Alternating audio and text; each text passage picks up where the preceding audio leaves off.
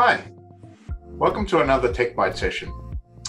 In this session, we will cover 5G security and talk about the threats and scenarios that we need to take into consideration. When many folks think about 5G security, the first thing that comes to mind is the proliferation of endpoints and devices along with the gigabit speeds.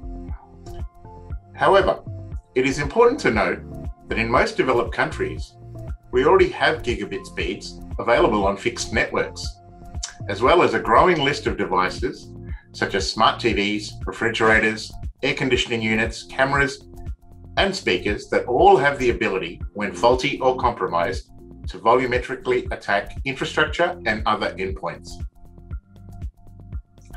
The key issue is to think about what needs the protecting, and generally, this starts in a carrier network with their own infrastructure.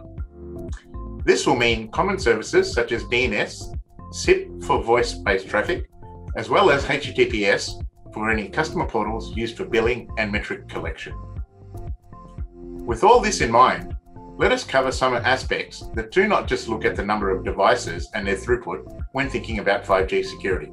The first of these is the security architecture of a 5G deployment, along with any components that are specific to security. There are many similarities between an LTE 4G and 5G architecture in terms of network nodes or functions involved in security features. These can be grouped into network access security mechanisms, which provide endpoints secure access to services through the device, and network domain security mechanisms that include features for functions and components to securely exchange signaling and user data.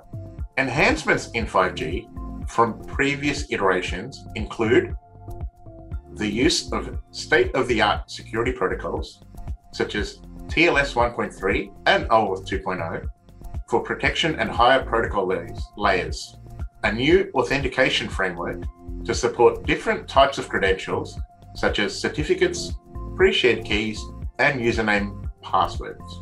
Also, a new component has been added to 5G for interconnect security, called a Security Edge Protection Proxy, or an SEPP. This key piece of infrastructure is expected to carry all signaling-based traffic between network operators and will include authentication as well as application layer security to protect sensitive user data attributes. Next, we'll move to an aspect of security which gets less exposure, but is as important, if not more important. And it is the security, traffic management, and visibility between 5G core components. If we look at previous generations of 4G LTE networks, applications were built in traditional data center deployment types on physical servers, connected to switches, firewall, and load balanced, no different to enterprise IT deployments. This meant that traditional enterprise controls, like access lists, rate limiting, and server protection, were used against malicious intent, denial of service, and signaling flood protection against the carrier network's control plane elements. With 5G being a service-based architecture, all functions will leverage a container-based environment and likely use Kubernetes as a lifecycle management tool for the applications. This means that service providers will need to look once again to how modern applications are being deployed in the enterprise. Utilizing a service mesh to control, limit, and provide visibility into 5G core component to 5G core component will become essential. Signaling and flood protection will also move to inspecting the traffic in between containers. The paradigm shift in 5G is to migrate security and availability concerns against the infrastructure into a container-native environment. Lastly, let us look at one of the emerging use cases for 5G, which is multi-access edge computing, or MEC for short. MEC is likely to accelerate with 5G, which can use fixed networks for traffic, but is likely deployed in remote locations where a radio network is more likely.